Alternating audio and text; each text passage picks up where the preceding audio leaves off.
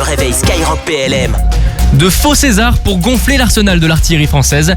Une entreprise tchèque a mis au point un canon César factice pour tromper l'ennemi. Ce modèle gonflable, grandeur nature d'à peine 50 kg, intègre même un système interne pour imiter la signature thermique de l'engin. Passé 300 à 400 mètres, impossible pour l'œil peu ou non averti de distinguer cette réplique d'un César authentique. Les drones très utilisés dans la guerre en Ukraine auraient eux aussi du mal à discriminer le vrai du faux. Une démonstration de sa mise en place rapide a eu lieu le mois dernier sur le camp militaire de Cangers dans le Var. Un enfant sauvé par les gendarmes français et espagnols.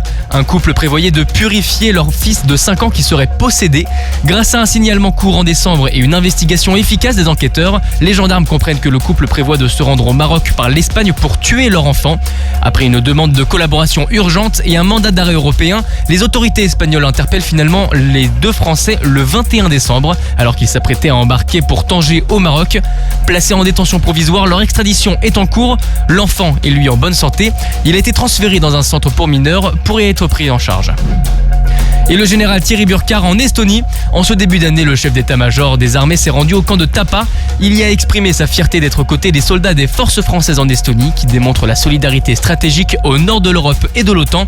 Le général Burkhardt rappelle à ses troupes qu'un même esprit opérationnel nous unit à nos alliés britanniques et estoniens sur un terrain exigeant afin de maintenir un haut niveau d'excellence et de préparation.